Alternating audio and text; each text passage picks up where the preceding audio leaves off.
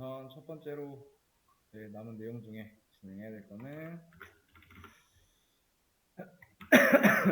인터넷 서비스의 종류에 대해서 한번 알아보겠습니다. 그 중에 www 서비스라고 있는데 프로토콜 HTTP를 기반으로 이제 한 멀티미디어 그리고 하이퍼텍스트를 통합한 정보 검색이라고 하는 그런 시스템입니다. 다양하게 이제 그래픽 유저 인터페이스를 사용하는 게 가능하고요. www 서비스의 분산은 클라이언트 서버 모델을 기반으로 합니다. 표준 웹 프로토콜은 HTTP 그리고 XML, 그다음에 SOAP, 그다음에 WSDL, 그다음에 UDDI를 기본으로 해서 서로 다른 개발 환경 그리고 운영 체제에서도 상호 간의 통신이 가능하다라는 거. 그 다음에 메일 서비스라고 있어요. 전자메일이라고 하는 이 서비스 시스템은 컴퓨터의 사용자끼리 이제 서로 편지를 주고받는 그런 시스템을 말하고요. MTA, MUA, MDA로 구성이 되어 있다. 자, 메일 클라이언트 같은 경우에는 송신은 SMTP, 수신은 POP3 또는 IM4를 이용을 합니다. 이제 메일을 보내거나 메일 서버 간의 메시지를 이렇게 교환 같은 걸 할 때는 SMTP라는 프로토콜을 사용을 하고요. 메일 서버에 도착한 메일을 우리가 사용자가 컴퓨터에서 확인할 때는 POP3 그리고 또는 IMAP4를 사용을 한다. 그 다음 마임이라고 하는 게 있는데 멀티퍼포즈 인터넷 메일 익스텐션이라고 하는 건데 이거는 멀티미디어 전자 우편을 위한 표준이라고 보시면 되고요. 멀티미디어 데이터를 ASCII 형식으로 변환할 필요 없이 인터넷 전자 우편으로 송신하기 위해서 이제 위한 SMTP의 확장 규격이라고 보시면 됩니다.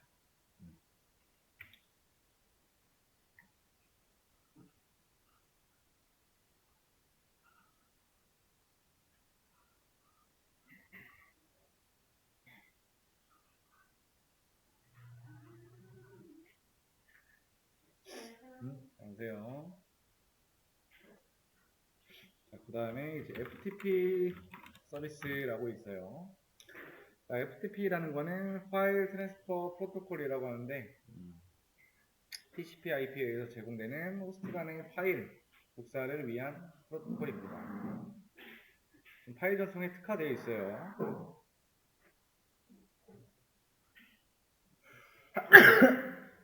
그 다음에 이 FTP의 통신 모드에는요, 패시브 모드랑 그 다음에 액티브 모드로 구분이 되어 있고요.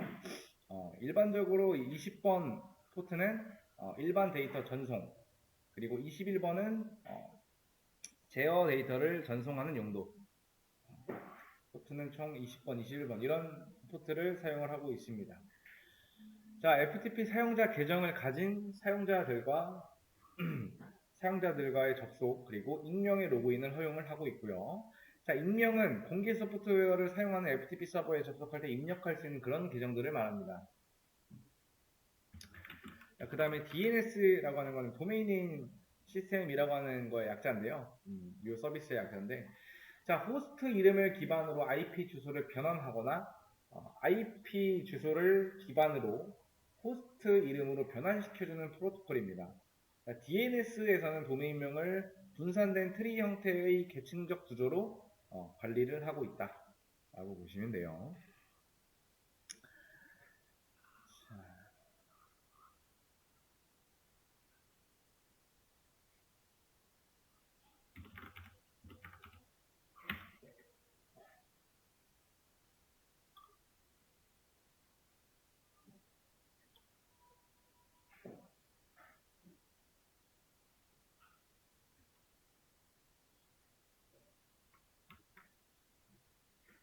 잠깐만요.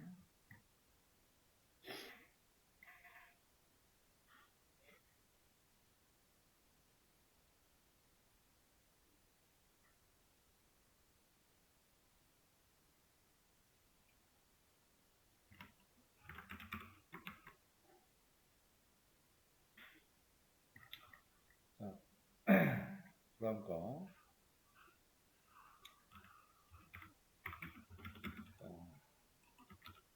텔넷 그리고 SSH 서비스.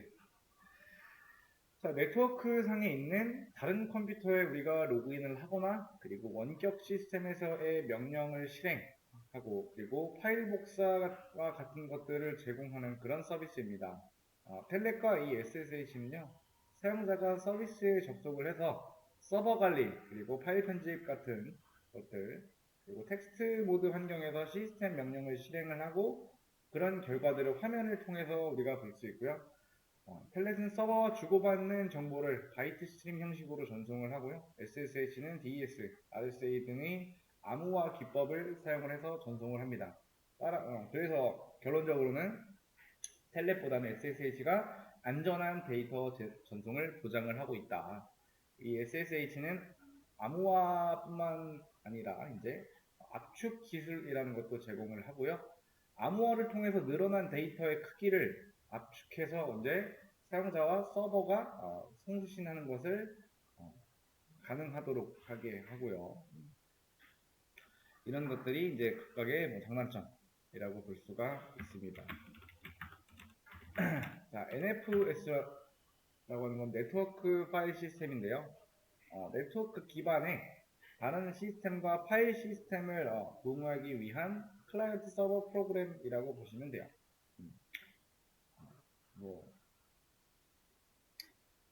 자, 1984년도에 이제 썬마이크로즈 시스템사에서 개발을 했다. 그리고 원격지에 있는 리눅스 서버의 특정 디렉토리를 로컬 시스템의 하위 디렉토리처럼 사용을 할 수가 있고요. 다른 컴퓨터의 파일 시스템을 마운트하고 공유하면서 자신의 디렉토리인 것처럼 사용할 수 있게 해줍니다. NFS는요, 이 포트맵이 이제 먼저 수행되어 있어야만 NFS의 서비스가 실행이 돼요. 포트맵은 NIS, NFS 등, 그리고 RPC, 리모트, RPC에 연결에 이제 관여하는 그런 데몬이라고 보시면 돼요. NFS 서비스는 NFSD, 그 다음에 RPC, 등등, 이제 다양한 이제 데몬들이 구동이 됩니다. 이런 것들은 제가 나중에 올려놓을 테니까 확인하시고. 자, 그 다음에 이제 RPC라고 있습니다. RPC는 이제 동적으로 서비스와 포트를 연결할 때 사용하는 방법입니다. 기본적으로 포트와 서비스가 정적으로 구성될 때는 이제 어떤 경로, ETC의 서비스라는 파일을 참조를 해요. 근데 동적으로 포트를 우리가 할당받아서 사용할 때는 RPC는 RPC인, RPC 바인드를 사용을 해서 할당을 받는다. 이게 이제 인터넷의 종류이고요. 살짝 다시 한번 정리해 보면은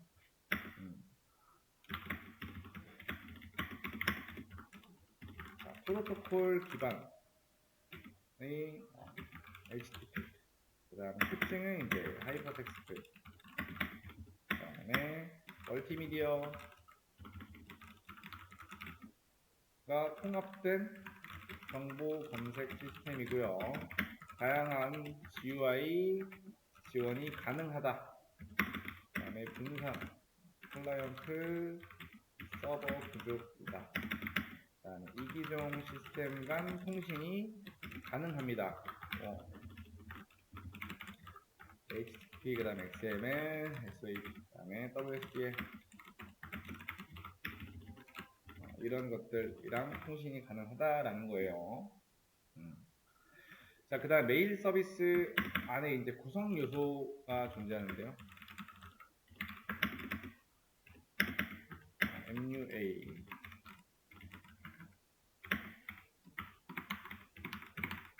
그 다음에 MTA, 그 다음에 MDA. 요거는 이제 메일 유저 어텐티고요. 메일 트랜스퍼,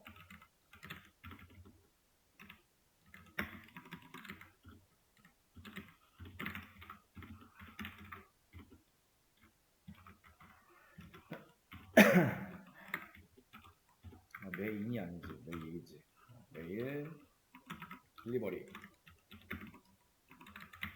이렇게 각각 사용자, 그 다음에는 전송, 그 다음에는 배달.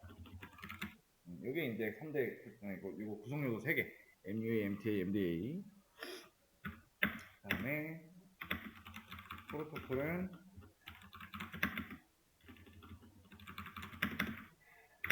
통신할 때는 SMTP,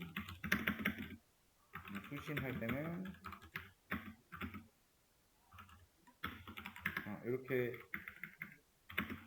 주면 된다.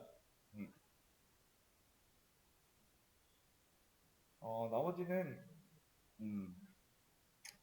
좀 정리해서 다시 올려드릴게요. 아무튼 이런 거고요. 뭐 DNS 각각에 좀 정리해서 올려놓을 테니까 그거나 한번 확인해 보세요.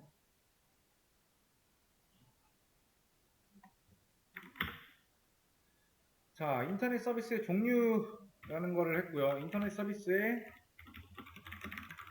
설정에 대해서 한번 해볼 건데요. 그 중에서 네트워크 인터페이스 설정입니다. 이 리눅스는 다양한 네트워크를 지원을 하고 있고요.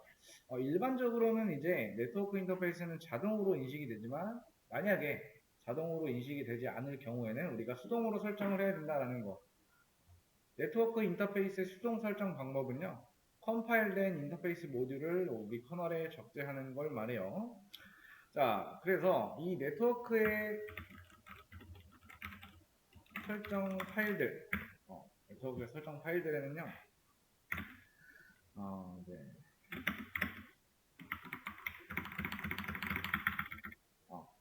ETC의 시스템 컨피그, 그 다음에 네트워크.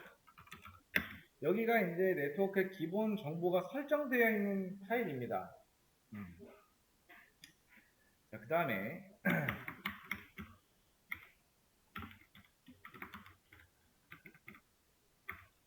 스크립트의 IFCFG에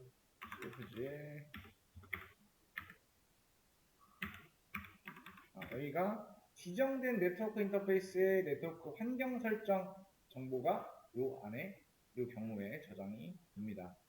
자, 이제 뭔가 설정이라고 하는 파일들이라고 하면은 다 ETC라고 되어 있죠, 그죠?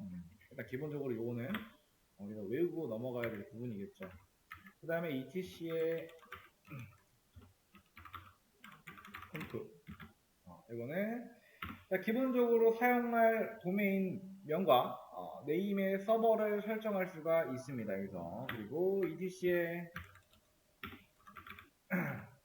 호스트. 자, IP 주소와 도메인 주소를 1대1로 등록을 해서 도메인에 대한 IP 주소를 조회할 수가 있다. 그 다음에 ETC의 host.conf. 여기는 DNS 서비스를 제공할 때 먼저 이 파일을 검사해서 파일의 설정에 따라 서비스를 한다 라고 보시면 됩니다.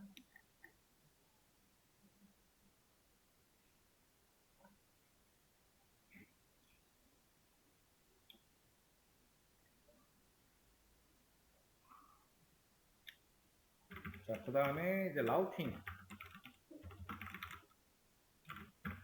자, 라우팅이라고 하는 거는 송신 패킷이 목적지까지 전송할 수 있도록 그 경로를 설정하는 작업을 라우팅이라고 합니다. 이 송신 패킷은 라우팅 테이블의 목적지 경로에 대한 정보가 있다면 해당 경로도 패킷을 전송을 합니다. 명령어는 이제 라우트. 명령어 라우트는 라우팅 테이블을 설정하거나 확인을 하는 명령어고요. 목적지 경로에 라우팅 테이블이 없다라고 하면은 디폴트 게이트웨이로 트래픽을 전송할 수 있게 이 라우팅 테이블을 설정할 수가 있다.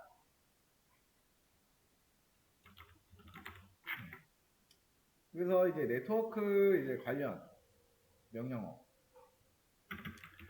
네트워크 명령어로 할게요. IP 주소 설정에 대한 정보를 확인하는 명령어는 ifconfig 또는 nsloop up. 그 다음에 네트워크의 경로 상태 확인하는 거는요, ping이라고 하는 거랑 traceroute라고 하는 명령어가 있어요.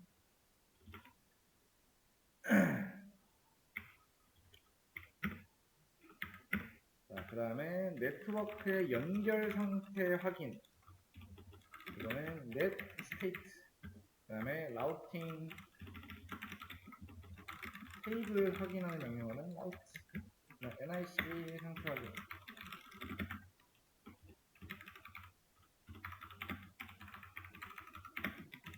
이런 명령어들이 존재를 한다.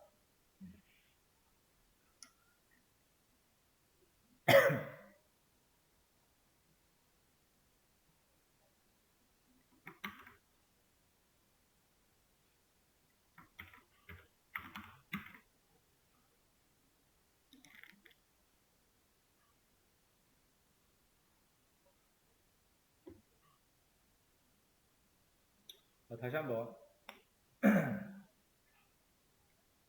좀 빠르게 한 번 더 설명을 할게요. 자, 이 네트워크, 그러니까 리눅스는 이제 다양한 이제 네트워크 장치를 지원을 한다라고 했죠. 대부분 이제 자동으로 인식이 되는데, 혹시나 인식이 되지 않을 경우에는 우리가 수동으로 설정할 필요가 있다. 그러니까 수동 설정이라고 하는 거는 네트워크 인터페이스 모듈의 커널에다가 수동으로 적재하는 걸 말하고요, 수동 설정은. 그 다음에 각각의 이제 네트워크의 설정 파일들이 있어요. 그리고 그것들에 대한 경로입니다, 이거는. 첫 번째 보이는 이 경로는 시스템 전체 네트워크의 기본 설정을 가지고 있고요. 두 번째 나오는 얘는 특정 NIC IP 그리고 게이트웨이 등과 같은 설정을 담당하고 있고요. 세 번째는 얘는 기본 DNS 서버 그리고 도메인명을 설정하는 그런 역할을 맡고 있고요. 네 번째는 얘는 IP 그리고 호스트명이랑 1대1로 매핑을 해서 그런 역할을 해주고 있다. 매핑해주는 역할. 자, 그리고 요 마지막은 호스트의 이름 해석을 순서를 설정을 해가지고 이제 뭐 호스트 뭐 예를 들면은 호스트에서 DNS 이런 식으로 명령어 같은 경우에는 이제 한 번씩 이런 것들은 검색을 해보면 뭐 하는 명령어인지 나올 건데 아마 여러분들 책에도 잘 나와 있을 거예요. 자, 아무튼 이런 명령어들이 존재하고 라우팅이라고 하는 거는 목적지까지 가는 경로를 그냥 설정하는 거라고 생각하시면 돼요. 어떤 목적지 가는 데까지 가는 데 있어서 그 경로를 설정하는 거. 라우팅 테이블이라고 하는 거는 목적자 IP 주소와 그에 대응하는 네트워크 경로를 그 네트워크 경로 정보를 저장하는 거. 그래서 그 안에 명령어로는 이 라우트라고 하는 명령어가 있죠. 라우팅 테이블 확인 그리고 어떤 설정. 만약에 이제 기본 목적지가 없을 때 사용하는 기본 경로로는 기본 게이트웨이 설정이라는 게 있는데 그 안에 이제 명령어 ifconfig나 뭐 또는 우리가 ipaddr 그 다음에 뭐 nslookup IP 주소와 네트워크의 정보를 확인할 수 있는 그런 명령어가 있고요. 그 다음에 네트워크가 연결이 잘 되어 있는가 하는 거는 이 ping이라고 하는 명령어, 그 옆에 있는 명령어. 그 다음에 전체 연결이 어떻게 되어 있는가, 그리고 포트의 상태, 어떤 거랑 어떤 포트와 어떤 게 연결되어 있는가를 보려면 state라고 하는 명령어를 쓰시면 되고요. 그 다음에 라우팅 테이블을 확인하는 명령어는 route 이 명령어고요. 그 외의 명령어들은 그 상태 확인하는 명령어 이런 것들이 존재한다. 그래서 각 명령어들이 뭐 하는 건지 뭐 여러분들이 정리해 놓고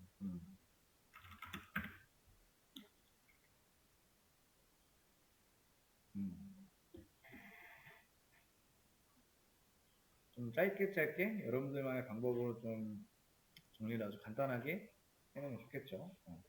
필요하시다면은 지금 각각의 뭔가 챕터별이라고 해야 되나?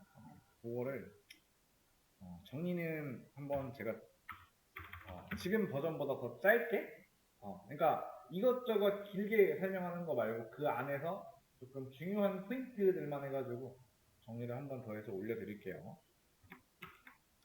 아무튼 여기까지 한 거를 또 올려놨으니 한번 확인해 보시고 그러니까 수업 페이지에는 문제랑 책의 어느 위치인지 확인하고 그 옆에 몇 문제 간단하게 있을 겁니다.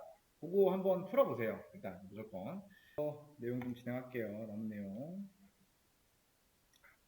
자, 반드시 문제 푸시다가 뭔가 안 풀리거나 이런 거 있으면은 질문을 해주세요. 그리고 이제 메일 주소로 제가 이제 총 들었던 거는 메일 주소로 꼭 내용해서 보내주시고요. 아직 안 보냈다라고 하면 좀 이따 다시 한번 올려드릴 테니까 보내주시고요. 자, 리눅스라는 거는요, 엄청 초창기, 1900년대 후반쯤에는 주로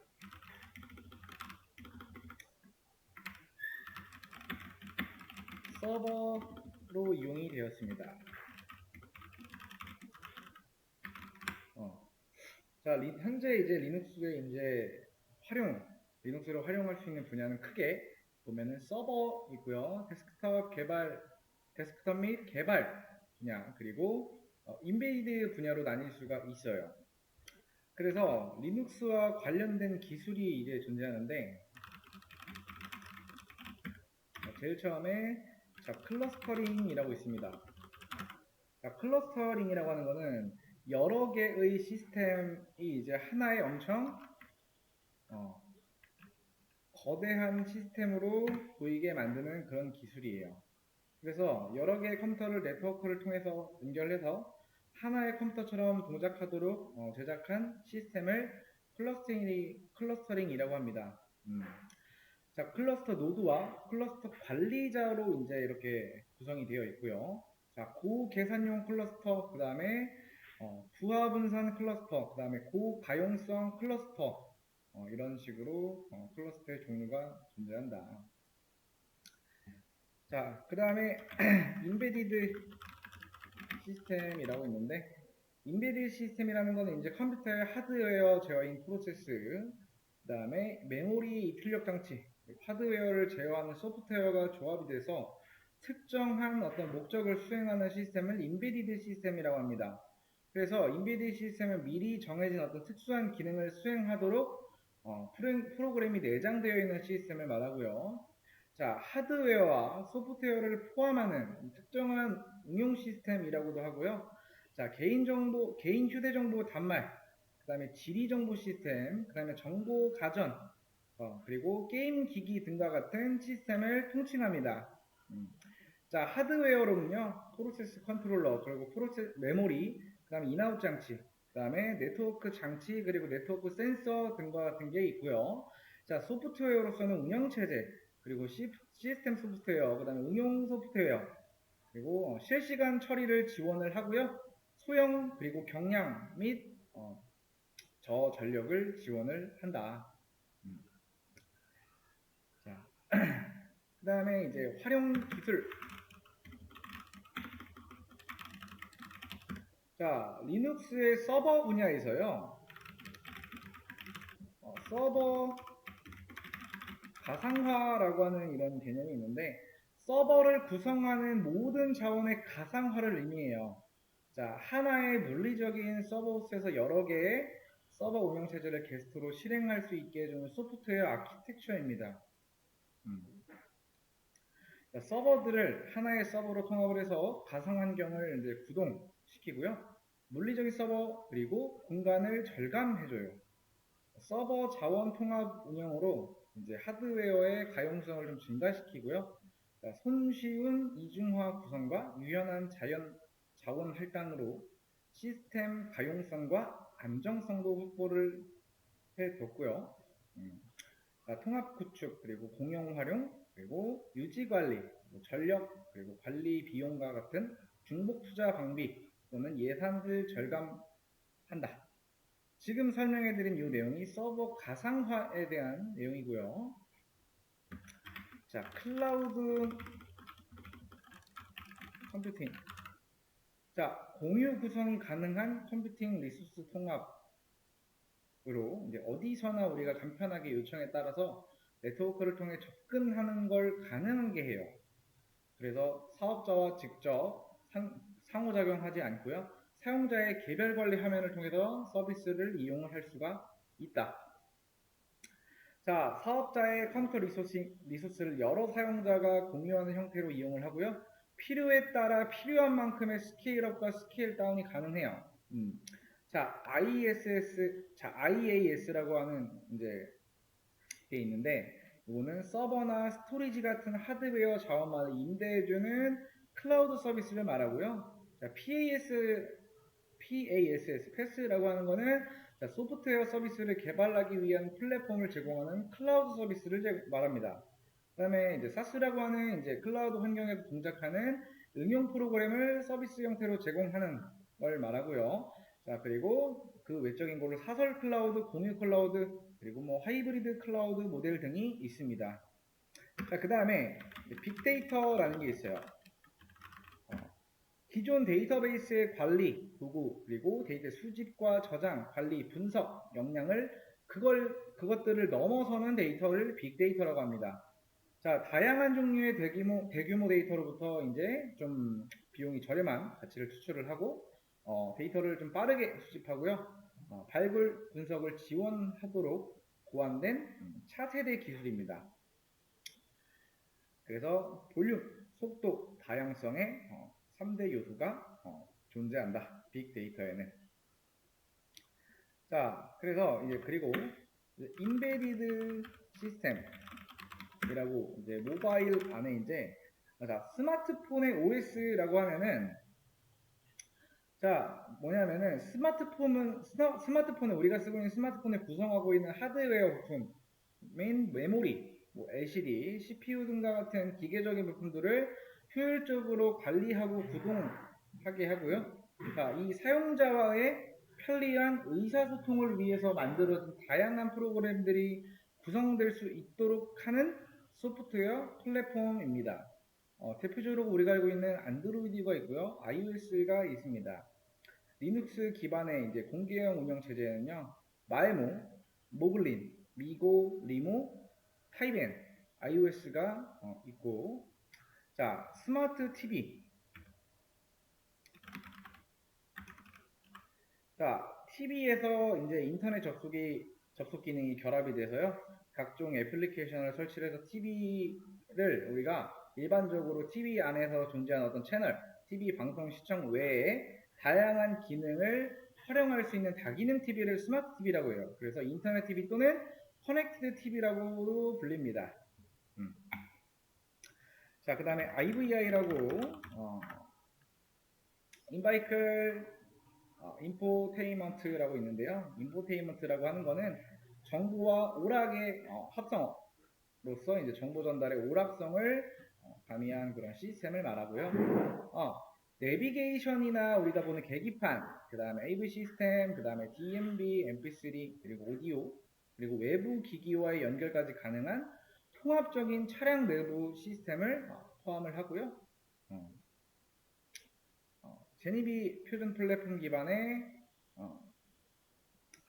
인포테인먼트 시스템을 말해요. 운전자 편의성 그리고 안정성을 좀 증대시킨다. 그래서 아까 제가 어떤 제니비 표준 플랫폼이라고 했는데 그거는 제네바 인 바이클 인포테인먼트의 약자고요. 이거는 오픈소스 기반 플랫폼 얼라이언스로 차량 멀티미디어 플랫폼의 표준화 활동을 말해요.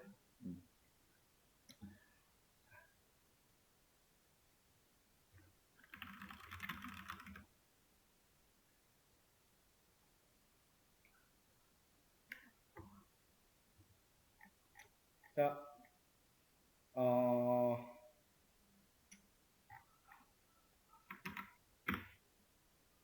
의원님 잘 들었죠? 여러 컴퓨터를 하나의 컴퓨터처럼 동작하게 만드는 기술들이 뭐가 있을까요? 자, 여기다가 1번 클라우드 컴퓨팅, 2번 서버 가상화, 3번 클러스터링, 4번 레이드. 자, 뭐가 있을까요? 이 중에 다시 한번 여러 컴퓨터를 하나의 컴퓨터처럼 동작하게 만드는 기술이 뭘까요? 1, 2, 3번 중에 1, 2, 3, 4번 중에 맞아요. 클러스터링입니다. 리눅스가 처음 등장할 시기는 언제일까요?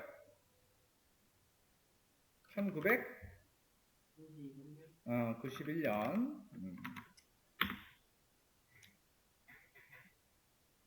자, 스마트 TV라는 거는요, 어떤 기능이 추가된 TV예요? 아까 제가 어떤 TV라고도 했어요? 스마트 TV를?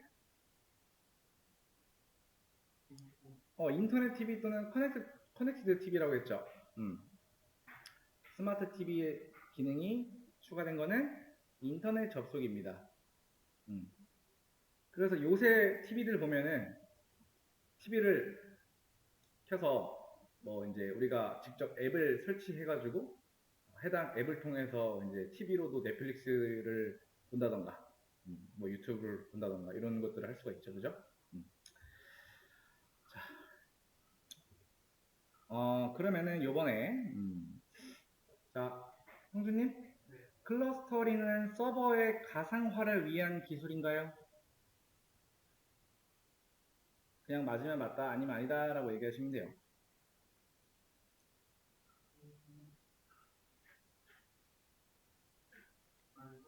맞아요. 서버 가상화랑은 달라요. 자, 인베디드 시스템은 일반 데스크톱보다 더 많은 기능을 갖춘 범용 시스템이다 라는 말은 맞는 말인가요? 틀린 말인가요?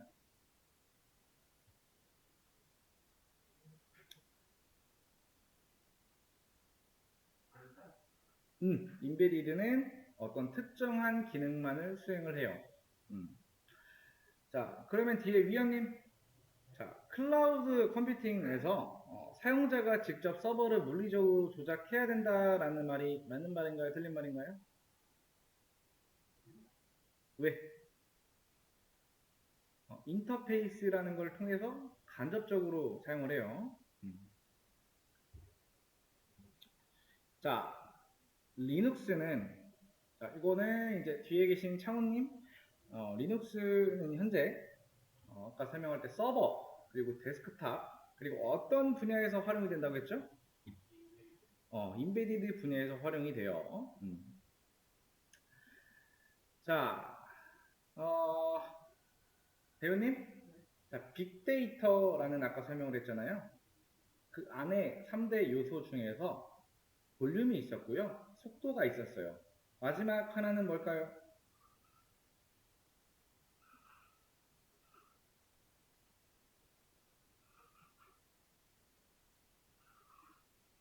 다양성이다. 음.